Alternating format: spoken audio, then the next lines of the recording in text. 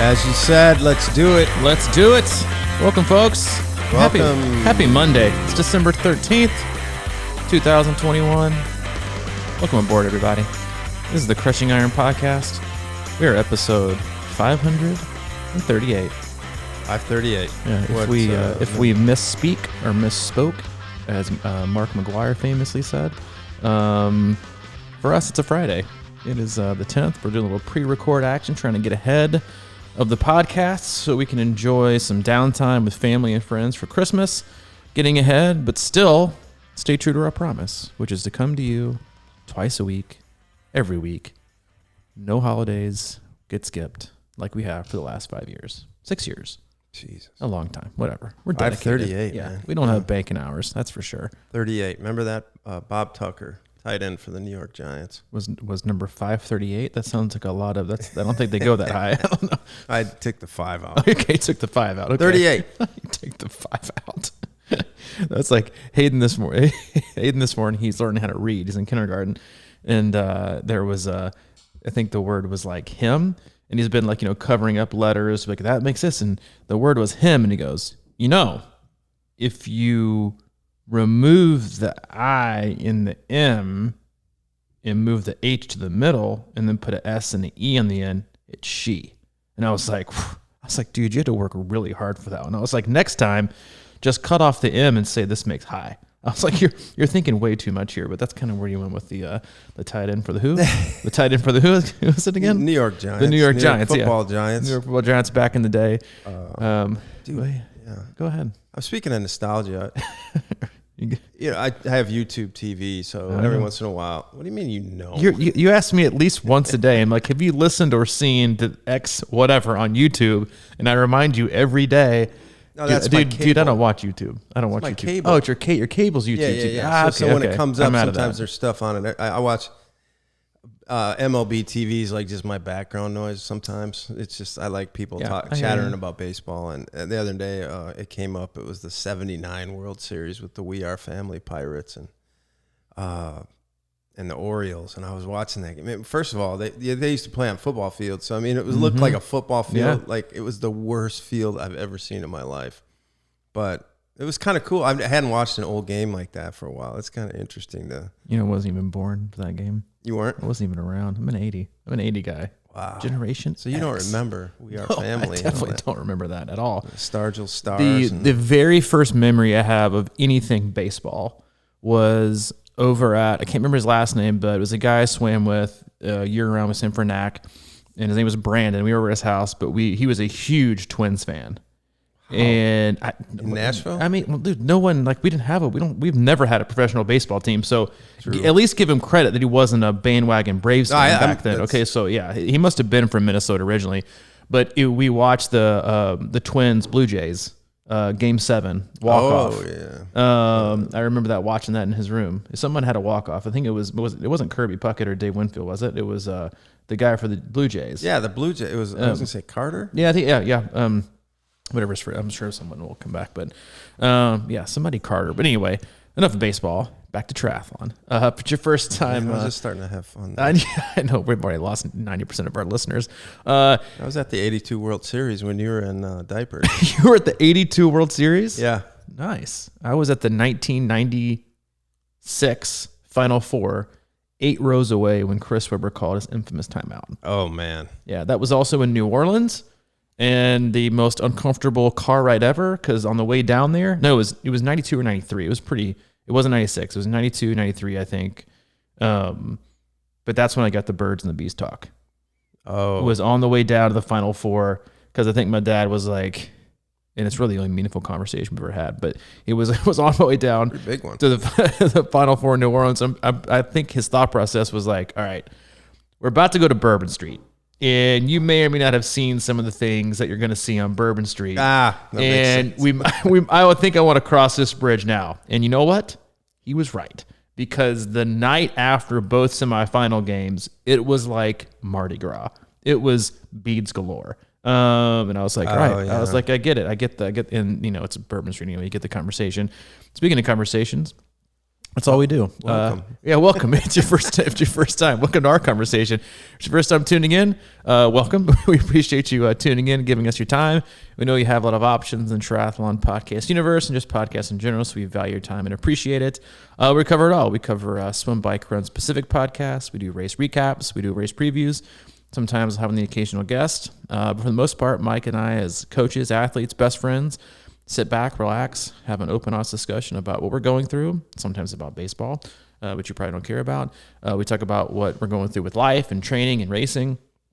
We work with a very wide range of athletes, from beginners to elite level amateurs from across the globe, and use the kind of the daily commentary that we get to read through in Training Peaks, which is what we use to deliver their weekly training plan and kind of go through some of that as some of the topics of the day. We'll also go into Facebook like we will today. And we have a Facebook group called Crushing Iron Group. If you want to be a part of the awesome conversation there, just answer one simple question. We'll let you in, and we'll go in there and kind of just toss up a Q&A and have people comment about topics, questions, thoughts, whatever it is, and we'll get to them as we can. Sometimes we'll riff on them for 30 seconds, sometimes for 30 minutes. You never know. But that's it. We have no sponsors. We have no ads. We do have one agenda, though. That's to keep you happy and healthy in your endurance sports journey. Yeah. You know, I mean, we talk about other sports, but there's always analogy there, right? You have one. I'm struggling, but I'm usually Mr. Analogy. I know, but I'm just saying that's why we usually talk about other sports, because people can sometimes identify with not being in triathlon, and they get the idea that, in the second half of a football game is when usually the strength comes out. Or that's right. In baseball, there's 162 games. It's too many almost games. 140.6. You know what I'm saying? But it's why they get paid the way they get paid. But think about it. Like a lot of times teams come out of the gate and they go 3-0 and their fan base is going crazy, and then they just wilt. But then they got to dig it back up again, and over it's not how you start. It's how you finish. Right out of there. It's just you have to yeet that fan base. But a lot of questions that I've run. So we usually go in order, but we are gonna get to every single one of these questions over the next 2 weeks to get you guys through Christmas. But I wanted to kind of pick and choose because some of these are really easy ones we can kind of blow through, and some of them might take a while. And are kind of, I think, just good overall topics for most people. So I'm just going to kind of scroll through, pick which one grabs my immediate attention, and then go. And I will go through. There's no bad questions. There seriously is. There's really no bad questions because someone's thinking it, and they're too embarrassed to say it. They think it's answered before. Heather Thomas, does your advice for 70 point? This one struck me yesterday. Does your advice for 70.3 in Ironman swim training shift at all for those with prior long competitive swimming careers? This is a great question because you get this a lot with swimmers, but also with runners. You know, I come from a running background, and so the answer is, as always, it depends. And I think a little clarity is needed here. But I have this conversation a lot with athletes when like, my strength, I ran. My fastest marathon, it was back in '87. So, I got running stock in me. I'm a runner. Or athletes are like, I swam. Swimming's my thing. I swam, my background's in swimming. Well, mine was too, until I didn't swim for 15 years and got back in the pool and couldn't swim for 25.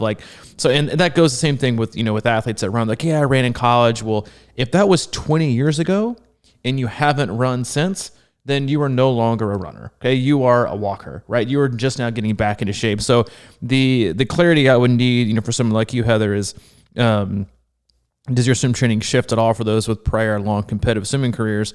It depends on how much you currently swim. Because you and I both work with quite a few athletes who swam in college, and I think one of the biggest things that I've kind of witnessed is it's still a lot different, right? You don't go out like a shot out of a cannon and you're kicking as hard as you can the entire time. It becomes much more of an upper body thing because swimming, you swim as fast as you can, and you're done, right? And what I've always found as a coach with those type of athletes is it's a huge pacing thing because you're taught as a swimmer, there really is not much. You're done, okay? When you're done in the pool and you're done with your race, whether it's 200, 400, 800 a mile, whatever it is, you're finished. You don't have anything else to do. You can use every ounce of oxygen. So it's really about increasing strength and making sure you don't overkick too much. But in terms of what you would prescribe for an athlete, it would all be based on, no offense, but if you swam in college and you haven't swam in even just like 2 years, then you're going to get the same kind of workout we get everybody else, because you're no longer in swim shape. You have the technique, you know what to do. Just like myself, I can go, right back in the pool and still swim in a pretty good clip if I've taken a long time off, because I swam year-round growing up. But if you're not in swim shape, you're not in swim shape, and that's one of those things, like we even mentioned on the last podcast about how to not suck at swimming, is that you have to have the fitness to hold the technique. So even if you're a collegiate swimmer, you might have or have been one, or a competitive swimmer in the past, it's like riding a bike. It is, but it's about how far you can ride your bike. Like you can't go back on, I used to be a century rider. And it's just like riding a bike. You can't get right back on your bike and ride a century. You got to start back by riding for 5 miles and 10 miles. And swimming is the same thing. You have to have the fitness to hold the technique. And that's just one of those things that I think you have to really focus on and be aware of, that we tend to kind of hang our hat on our former selves a little bit too much. I was a runner back in the day, and that's I kind of got that part. I'm like, you don't. We all get older and things change, and so it really is based on like how much fitness and how much you've been swimming. Yeah, I kind of fancy myself as a former mountain biker, and I got on the bike the other day after a long layoff and went 30 minutes, and I've been crushed for 2 days now. But anyway, yeah, I have a athlete who was a college swimmer, and to his credit, man, he went after it, and one of the things I did say to him early on was that, hey, I wanted to know what he swam, and it wasn't real long stuff. It was, I don't know, 400 or something. But I told him, really start focusing on, the ability to kind of hold back a little bit and get in a groove instead of crushing it every time, because other workouts were just phenomenal. But I just wanted him to get in the mindset of that. And then, I don't think he missed a swim workout for like 8 months, which was incredible, because I know he was a really good swimmer. And then he got down and he did Florida. And of course we saw what happened there with the currents and all the other stuff. And, and I think that's a big part of it, is the swimming in the pool versus the open water and the elements, and, being around, hundreds and thousands of people and that sort of thing. So, obviously people, when they're good swimmers, they're good swimmers. And you see it all the time. A lot of people just are like, I pick it back up and whatever. And then they get a decent, like not a real difficult congested swim, and they just do fine, and I think that's the element, right? Like you said, is sort of, you have to start putting it in a 3-box category where how is it going to affect the next thing or whatever like that, because that's probably the major point here, is that you've got stuff to do afterwards. And same with like that running background, you haven't ever done that after this kind of riding and swimming. So I think it's about kind of keeping yourself in check a little bit and realizing it's a strength, but not trying to prove too much when you get out there. Yep. And it's a mind shift. It's the same when you and I, pick up or start working with athletes who have just done like open marathons and road marathons. That's it. And they come to triathlon like, well, the run training needs to be the same. And you're like, well, it's somewhat similar, but for a lot of people, it's totally different, because that's a common misconception I think people take is, I can just take, I can train like a swimmer, train like a cyclist, train like a runner, and then I'll just put it all together on race day and that'll work out.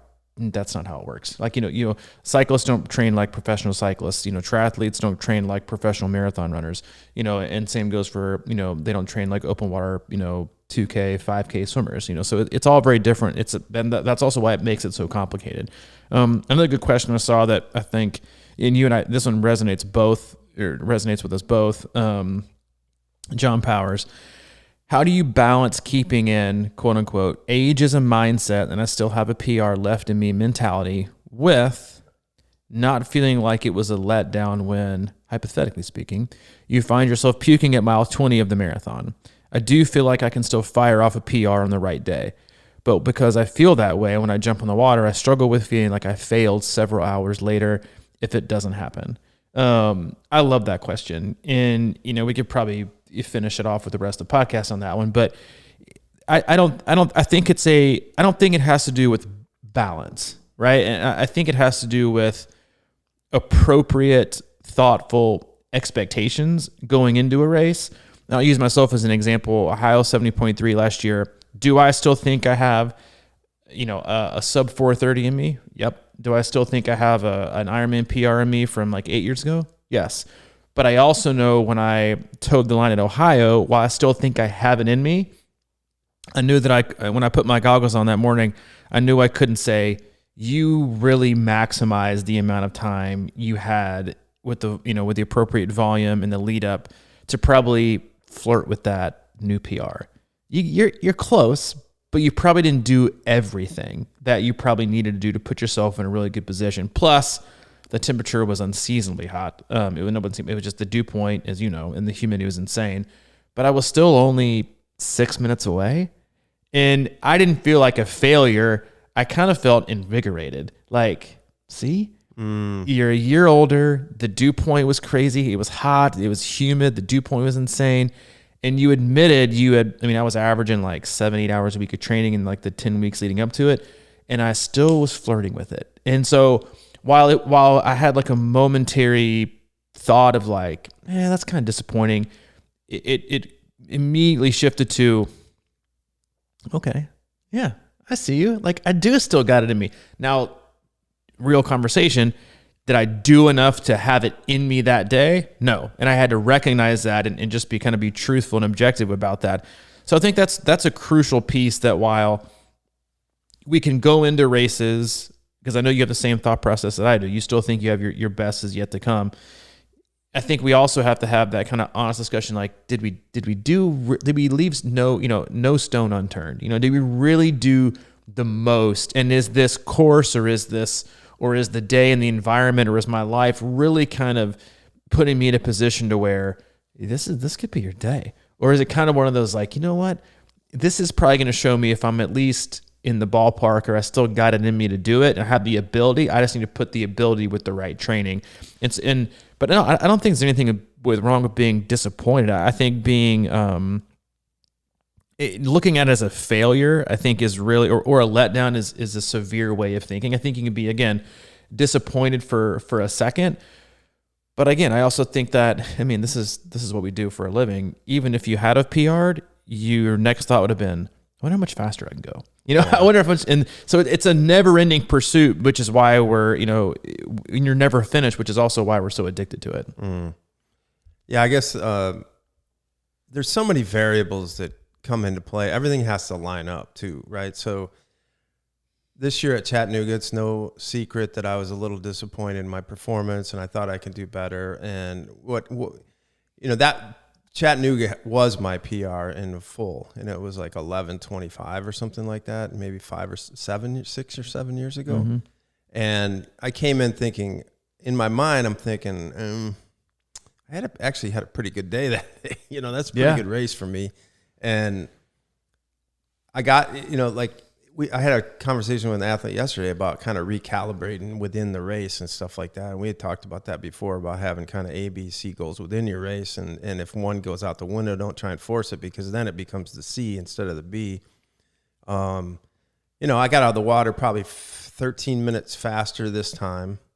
I rode about 25 minutes slower. So I'm about 10 minutes behind. Yeah, 10 minutes behind. And I knew my run wasn't anywhere near where it was the last time. So I was already in the place where I'm like, just do a little bit, play it smarter or whatever. And I think I kind of played it smart on the run, but I guess I'm getting around to is like, I did not sleep the night before, and I was literally tired. And I'm not making an excuse, because I got to figure out how to sleep. That's on me. And I don't know why it was. It was sort of this I wasn't nervous. It was just that kind of anxious, ready to go thing. And it just happened, right? And I think it happens a lot. And I think a lot of us don't really get good sleep before a race. I think it's pretty common. Mm-hmm. And I think we underestimate that, especially if, you haven't really stored a lot of sleep the week before. Because I think that, Anyway, so my point is that just wasn't lining up that day, and I maybe could have done it, but I probably hadn't trained enough, but certainly not without getting a solid sleep and feeling good. I was literally almost falling asleep in aero bars. We talk. Yeah. It's happened, and I remember that, and I was hitting that caffeine so early in that race, and it was just not a good, recipe for any kind of thing like that. So I was disappointed, but upon reflection, I was like, man, that, it's still, And I think we mentioned it last time. Is like, how do you feel afterwards? And the next day I was like kind of sore, but then the next day I was kind of okay. I mean, you got to feel good about that, right? You know, you're getting up, and I'm in my upper 50s and getting off a race like that and not really being shelled by it. So, you know, as time has gone by, I've come to terms with my performance, and you know, it was basically an hour slower than my fastest, I think. But, you know, whatever. Who cares? What I'm hearing you say, Michael, I think you said a lot of good things. I think people tend to like fail to recognize is that you're not owed a PR. No matter your training, no matter how perfect it is, we all know this because when you wake up on race day, your body doesn't give a shit. Like, you know, it's no different. It just thinks it's another training day. You know, just like we all have days where, and that's where, you know, we always use the term expectations or just future resentments, is that we all have workout days in training where you wake up and you think, dude, I feel good today. This day is going to, you know, I'm going to crush it.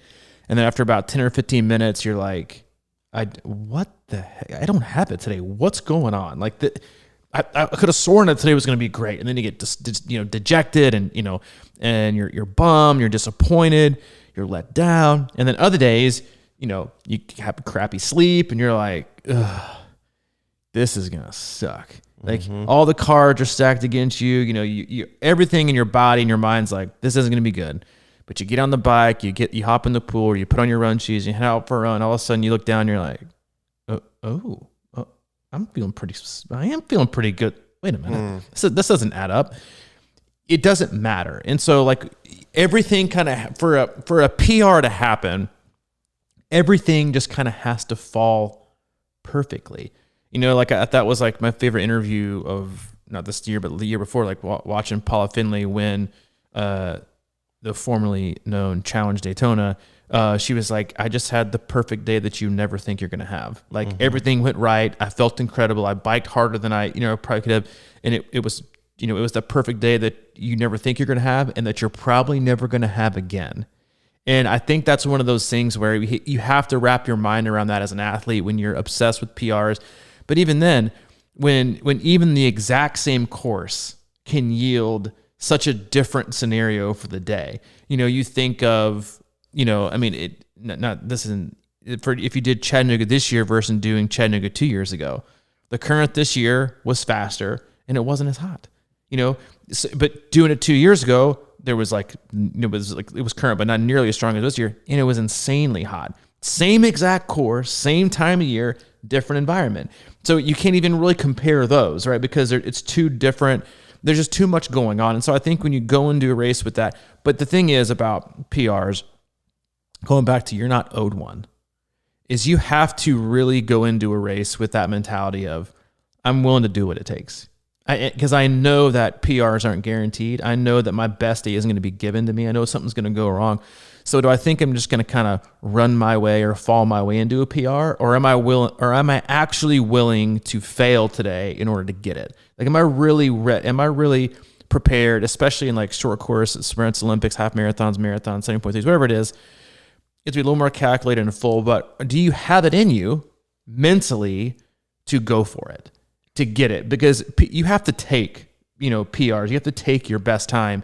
You have to be willing to absolutely go for it. And what that also takes is the perfect mindset, right? Like we all hop on the bike some days, or out to go out for a tempo run or hills or whatever it is. And you're supposed to have them, and you get out there and you do like maybe one, and you're like, I just don't have it today. I don't have that extra gear to tell myself, let's dig deep. Let's do it. Let's go for it. Same thing goes for some days you're on the bike and you're like, you have like your mental and emotional connection is like so in and powerful. It's like, we got this. Like, and you can do things you wouldn't be able to do if your mindset was different. So I think it all has to come into play, and you have to be aware of that. But you got to go for it, and you can't be willing to fail. If you're willing to be let down, or you're afraid of being let down, which a lot of people are when they go out and race, you're probably never going to find your fastest time, because you're going to be so calculated about making sure that you just come in under whatever time it is you predicted in TriCalc or whatever it is to beat your time, that while you might PR by 5 minutes, who says you couldn't have PR by 20, by going for it. But what you're risking is missing it by 5 because you blew up too early, you went too hard on the bike, or you picked it up too late or too early on the run. Mm-hmm.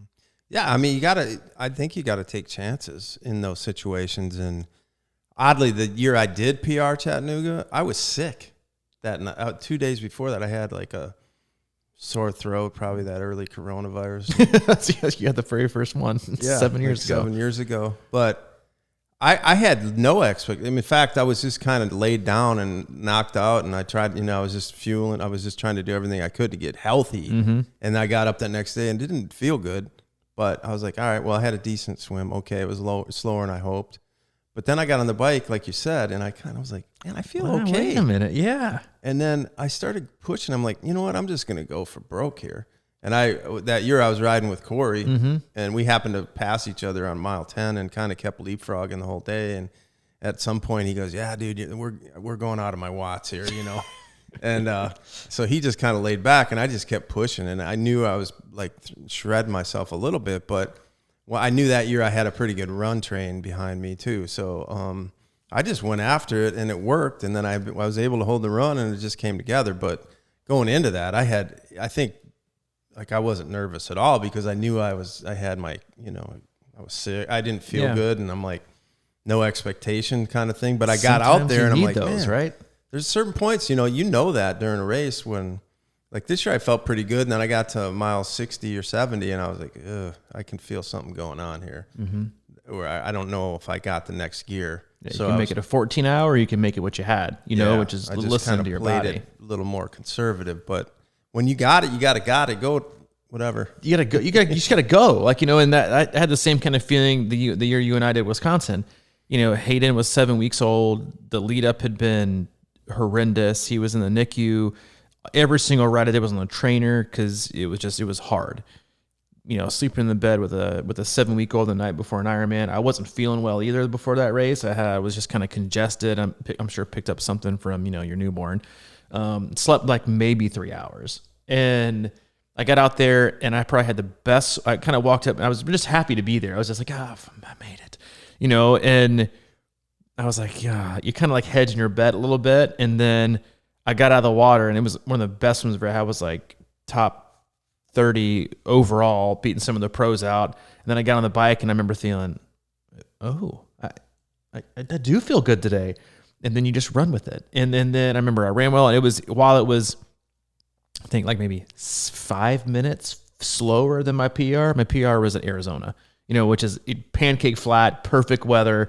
So while Wisconsin was like, 6 minutes, slower, to me, it's like, to me, that's my PR. Cause it was the day that I just like went for it. I left nothing out there. I didn't take risks, but I was like, you got to push it to really feel how uncomfortable you're going to feel. And that's the thing is like, you'll always regret not using the day you had it because you never know when you're going to have it again. Mm-hmm. And that's just one of those things where to me, those are the races that'll keep you up at night. It's not the ones that you fail or you get let down on. It's the ones, or even like, no matter how big the race is where you really felt like you had it. And it's never failing or bonking that keeps people up or that you regret. It's the ones you go back on and you're like, I had it that day. And I had it in the legs maybe, but didn't have it in the mind. And you're like, I couldn't pull it. I couldn't pull the trigger. For whatever reason, I couldn't tell myself, even if you recognized it, they got it today. But you still kind of hedged your bet because you were still careful. And you kind of go back and you're always going to think, man, I wish I had that day to do over again. And I could just, pull the cord and really see what I had. But again, it's a huge fine line. And the sport's so complex and every race is different. And I understand it's hard to not be let down or beat yourself up, but use that as fuel. Figure things out, go back, and then I think always ask yourself, did I go into it with that, I still got one in me, or this one's mine?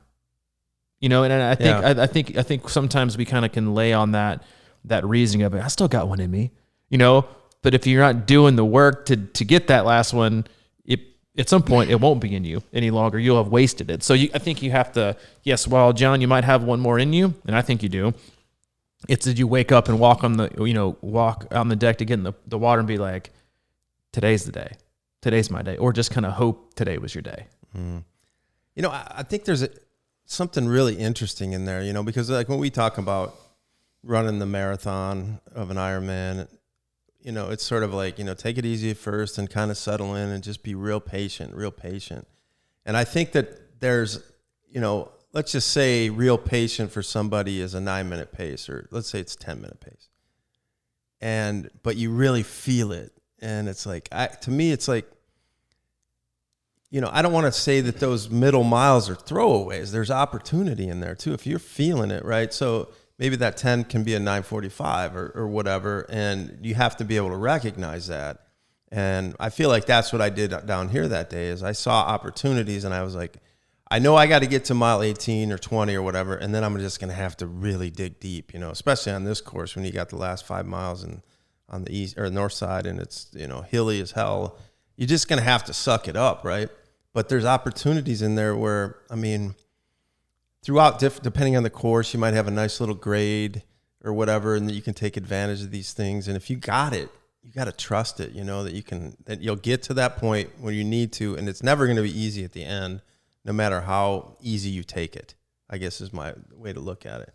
I like that. Yeah. Because, like this year is arguably even harder for me the last 5 miles, 6 miles, because I just didn't have it. And as much as I tried to save for those last miles, it didn't matter. It was harder because of where I was. So if you got it, you got to trust that you got a little bit extra to pull you through the end too. And I think that's the difference between, winning your PR, getting your PR and not. It's like you got to take a little bit of a chance in there if you're feeling it. But I think what you also said, which I think is something you should kind of take with you, is you still have that gear, right? It wouldn't, right. The gear to push, right? The gear to I'm finishing this. Like, I got no business running 26 miles today or making it in the time based on the training or the lack thereof. So you might not have had the legs or the training or the fitness because you didn't do enough work, but at least and that's where I think something that every athlete can hopefully take away from even the days where the time doesn't say what you want it to say. I still had the mental toughness to get it done. I still made it where a lot of people just walked off the course. They would have let, prior, expectations or goals get in their way, and they just given up or caved, or you chose to walk when you really didn't. You didn't need to. You were just done. You didn't want to go through it. But it's that, and I think that's that repetition of I would always rather keep that. And we discussed this when racing got back, after it was canceled, is that a lot of people I think forgot how hard what we do is. Yeah. Not the physical piece, but the mental piece, to hold it together, to endure the pain, to go through that, to push yourself through, ungodly levels of discomfort. We got calloused to like not having it. What you want to do is like callous yourself enough to where you're like, I can go back and do that again. You don't want to do it a lot because you remember how uncomfortable it is and you want to do that. It's like, you don't want to, touch the hot stove. But I think that's the piece where the longer you go in between racing, that's the hardest piece to get back. I think fitness is the piece that you can always kind of get back because it's you just do it. You accumulate more of it, but it's how you're going to use it when it's time to use it. It's that mental piece where you can tell your body and force your body, you're doing this. Like, we're not giving up, because we all know athletes, that are incredibly great athletes, but just don't ever seem quite to just get it done. They have all the fitness and all the training.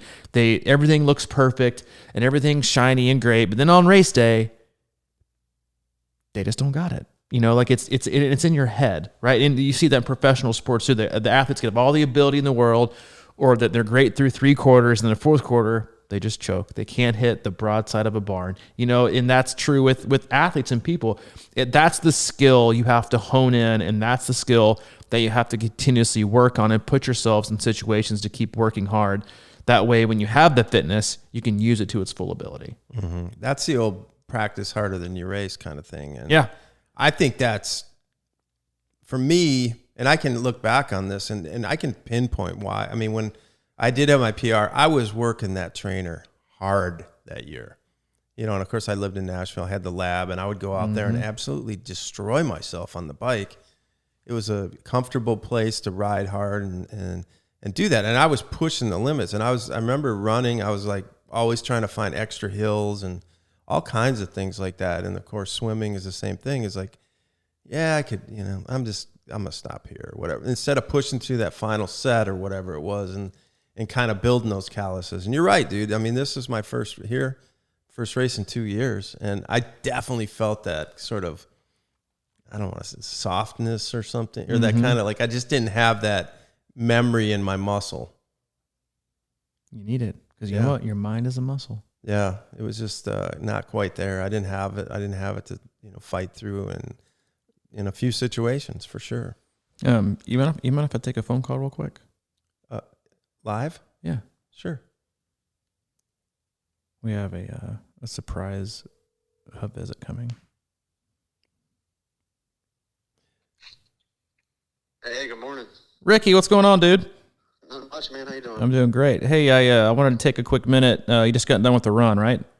Yes. Okay. I was told to call and deliver a message, and we're actually a live recording our Monday podcast. But your buddies, Cody and the rest of the guys that are with you, are surprising you at the end of January with a hub visit. You're coming to Chattanooga, spend a couple of days in the townhome, and hang out with Mike and I. And I think there's gonna be 3 of you, but this is kind of a thank you from them for getting them into the sport and getting them going. So we'll see you at the end of next month. Oh man, that is awesome. Hey, buddy, we're looking forward to it. Oh, that's awesome. I just kind of speechless, like I truly do appreciate. I mean, it's very thoughtful. I mean, that's awesome. I get to meet you guys, so. Triathlon's changed my life, so I'm here to offer it to other people. So to do what it's done for me, it's just to pass it along and just have more people on my tribe, Well, you're just the kind of guy we'd like to have in here. So they wanted me to call and deliver that kind of gift. I mean, what the truth is, they wanted to deliver that pre-Christmas. So now you're on the hook for doubling down and making the gift you give them twice as big. I mean, we know how people work. So this is really kind of what they were doing, I think. But in all seriousness, that's some buddies, man. Yeah, that's some good buddies, and they're super appreciative, and we're excited to have a guy like you and Cody and the rest of the gang come at the end of January. No, it's awesome. Super stoked about it. Definitely. It's definitely, yeah. I mean, like I said, I'm still kind of speechless, but I come on. do appreciate it. I'm just smiling ear to ear right now, and pretty stoked about it. Well, good, man. Maybe I get to run part of the 70.3 course because that's what I'll be doing in the relay. Well, yeah, you can do that on your own because I'm not going out there and running it with you. But no, speechless is a good thing. We got about 20 minutes left for the podcast to record, but wanted to do this live and say hey and have a good rest of the run, and we'll see you next month. Thank you. I appreciate it. All right, see you, dude. See you, buddy. I figured why not? The time it worked out. I told him, I was like, text me when you want me to call. And I was like, yeah, you know what? We might be recording, but here we are. I wish we'd have plugged that into the phone jack, but whatever. Yeah, I know. That's going to eat you alive. Man. You're going to write me up after this is over. You're like, God, that was a perfect time to use the background. Yeah, I mean, whatever. That's how we roll. No. But you got to start somewhere. You got to start somewhere. We do that. Next time we do that. We'll just do it. In going from one serious sensitive topic to another, Eddie Diggins, toilet paper roll, over or under? What? Over. Who puts their toilet paper on the roll with under? It depends how your shoulder feels. Well, if you got mouth shoulder, you definitely go with the under. But if you know what you're doing and you frequent and you drink coffee, you go with the over. I mean, I don't feel like this is like a difficult question. That's a class thing. I always heard it's a class. Upper class always went over and the under. Oh, stop it! The blue collar workers went under. Yeah, stop it right now. That's what I heard. That's the biggest load of BS I've ever heard in my entire life. Let's see who's next. Connie Schroyer. Connie. Total immersion swimming. What's your take? Come on. Yeah, I feel like I'm getting trolled right here. I'm that guy that gets trolled now. I feel like all right, I'm gonna go out of the room for a while. See, I might come back around lunch. No, in all seriousness, I've been over this before. It gets you swimming. Yeah, it exactly. It gets you in the water. It gets you in the water. It allows you the opportunity to be careful and delicate and soft and it's non-threatening to have a total immersion type mentality. And am I a fan of it when it comes to swimming fast and swimming in open water and increasing your time? No. but it does assist people in getting comfortable and getting in the water, because it makes everything feel easy and kind of careful and soft and smooth, and you're not splashing. You're just kind of, it's just too damn soft for me. But it has a purpose. It's just not, it's to get you wet and get in the pool. Outside of that, you gotta hit it. You gotta go hard. Let's see, here's another, here you go. Brett Musco. Winter running. With icy roads and treadmills, what are the best kind of workouts to do in the winter? Is it all about building that foundation for the next few months with interval and higher pace work tougher to execute? Related, favorite thing to do to make the treadmill less dreadful? Excellent question. Icy roads, no, don't run on icy roads. Like, I think that's just a recipe for disaster. Most of you can't go without a season without tripping over a curb, right, in broad daylight when it's 70 degrees outside. No, we don't want you on icy roads. I do, however, think as long as it's like, just an inch or 2 inches, go run in the snow.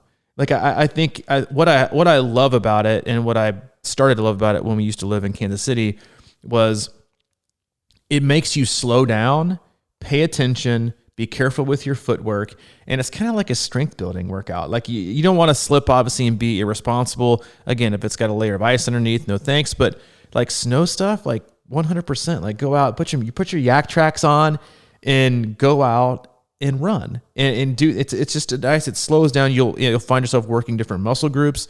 Treadmills, to me, because everyone, no matter what kind of foot pod, watch pod, treadmill you have, it's all going to have like a different pace and a different speed, different time. Treadmill to me is all about time and effort. That's it. That's really all you should care about. The distance on the treadmill is never going to be totally accurate. Neither is your watch. Neither probably is your foot pod. Is this time of year great to just build the cake? Sure. But if you've also been building the cake for the last 4 to 6 months, like coming off like an Ironman or something like that, you've already got a lot of cake. And if you're going into like an early season half marathon or something, it's time to put a little bit of icing on. And that's where I'm a huge fan of the treadmill for hill work and speed work. Mainly because it's low impact. It's not like you're going out on the track and running in a circle with, one way, for most people, putting way too much leverage and weight on one side of their body versus the other by going around the curves and going too fast. It's also, obviously less impact on a treadmill. You can just be more careful. I'm a huge fan of doing speed work on that. And then hill work. I mean, that's my favorite workouts on the treadmill this time of year are incline based, like do an easy one. Like if you're going to run for an hour, do, 5 minutes on, 0% incline, 5 minutes on 2 to 3%, and just go back and forth. It breaks it up super quick. I've also got one that I love where it breaks down every 10 minutes, where it's 2% for 4 minutes, 3% for 3 minutes, 4% for 2 minutes, and 5% for 1 minute. And that gets you through 10 minutes. Warm up before that, do that twice. And the goal is to stay the same pace and not have to slow yourself down going through the inclines. But I love that. I love doing hill work this time of year inside. But you do have to kind of just keep things engaged, because I don't know how you do it, because sometimes I'll walk in and you like have the music jamming and you're just staring at the screen on the woodway, and you're like 45 minutes in. I'm like, how is he managing? Like, I got my iPad out with Netflix on, watching some show, and you're just sitting here staring at the clock slowly tick away. No, I'm not staring at the clock. And I'm in a different place. You're in a different place. Yeah. But it's interesting you say that, because for me, the treadmill, the best thing it does for me is it keeps me under control. Yes. So like I get a kick out of that, or I get like excited about it, because if I try and go out and do a zone 2 run outside, it's almost impossible for me. But if I crank the music and just, it kind of always feels like I'm running a little faster than I think I am on a treadmill too. So I just set it at a super comfortable pace and just go. And I just listen to music. And just kind of gaze. I don't stare at the time. I just gaze into the the blind on the window. the new millennial warehouse. I was going to open the window, but I don't want. There's really nothing to look at out there either. But not until the Teslas and the homeboys from San Fran get their business rolling. I know. Yeah, we got a big incubator going in. Millennial incubator. But man, back to the snow. Yeah, snow running is just. That's your jam. Speaking of, that's your thing. And it's there's nothing better as a kid that loves football like Hayden. Than playing football in the snow 100%. With your friends. You got your big jackets on. You almost have padding. You're indestructible, right? And then you just get tackled in the snow. It doesn't hurt. You got to spend a lot of time like shoveling out the out of bounds and all that kind of stuff and the first downs, whatever, or the yard markers. But man, we used to play football in the snow. I mean, it's impossible, because your hands are icy and you can't throw the football with gloves on. It's ridiculous. Maybe they got gloves now that these things you can catch. I'm sure Under Armour does. Somebody that probably like $95. Yeah. Man, what a good time. It is. Running in the snow. Get out. I can't wait to get up there and do it, actually. Yeah, get out there and enjoy that. And if it's snowy too, head on the trails. Like do something where you don't have to worry about being, slick black ice underneath, the asphalt, the pavement, whatever. Oh, yeah, but like you said, I love what you said about just being in control. And that's why I also love it for speed work. You kind of generally know what kind of 90% effort is to. Just click it up. Sit on there and do it. And it also helps. To me, I love, sometimes I'll prescribe like specific interval sessions on the treadmill before races because it to me, it helps your turnovers always faster on the treadmill. You put it at, you keep you have a tendency to not overstride or not keep it too short. You're usually in your best form because you don't have to think, right, about turning left, right, foot placement, cars, stop signs. It's like I can just stare at the screen, run, perfect form, real quick feet, open things up at a certain pace, but not overdo it. And if you need to, you can just kind of judge it. It really is, like you said, a great way to judge and control your effort to make sure you're doing it pretty close to right. Whereas outside, plus you're staring at your watch every 3 seconds, too fast. And you might go into a tree and it goes from 8 minutes to, 9:45s and back down to 6:20s. You're like, I don't even know what I did right there. It's about effort. But it's a great question. I think someone else's question that I saw in there was in terms, I want to say it was Caleb, if I want to go back and find it. Part of his question was, what is the correct treadmill incline to be running on for the majority of the sessions? My understanding is 1%, but do you need incline? And if so, assuming obvious, yes. What and why? Love you guys. Love you too, Caleb. 0.5 to 1.0. I mean, that's and it's dependent on the treadmill, but 1.0 is usually, to me, like not the standard, but pretty common to kind of keep your actual running form engaged and not get sloppy and kind of shuffly like people can get on the treadmill. Is to go 1.0. Other part of it, Caleb, this will be the last one we'll do today. We'll get the rest of these for the next podcast. I promise we will. If you are trying to be competitive in triathlon and can only get one bike, do you get a tri bike for sport specific or a road bike that has more overall general application? If you're trying to be competitive, you get a tri bike. I think you have to. If you want to be competitive, it is, especially because I know specifically that you're going for a course that's a lot faster, or not, a lot flatter. You're giving up minutes, a lot of minutes by not being an aero. So you have to kind of have to jump on. Is it too early to do it? Maybe, but going back to you kind of make the jump and take the risk. You got to go with the tri bike. You have to be comfortable in being the fastest position that's going to produce the fastest time to leave you on the bike the least amount of time. And that's just kind of a decision you have to make if you're really wanting to be competitive. I forgot, was the first part of that just getting started, or you don't have a bike? No, he said if you're trying to be competitive in triathlon and can only get one bike. Yeah. You got to go with a TT bike. Or come to the hub and borrow our Purple People Eater. That's it. We'll stop there because it's a Friday and you're getting this on Monday. We're early. You'll have it bright and early Monday morning, I'm sure. That was fun. I really enjoyed that. We'll get to the rest of these for the Thursday podcast. As always, we love you. We appreciate you. It is the final hours of signing up for the club membership, the Club Plus package or the Club Hub experience. To check those out, go to our website, C26triathlon.com. It's our one-stop shop for all those things. If you're looking for a coach for next year, now's the time to get them. Spots are limited, if not already gone for most coaches. Go to the coaches tab, click on the coach that's right for you. Different flavors, same cup of coffee. If you have any questions about anything club, you can email Mike, crushingiron@gmail.com. If you have any questions about the Hub Club promo, or even coming to the Hub to visit and getting a Hub experience, or swim analysis, any of our camps, you can email summer@c26operations@gmail.com. And if you need anything from me specifically, I'm at c26coach@gmail.com. All right, let's wrap it up. See you, dude. See you, man.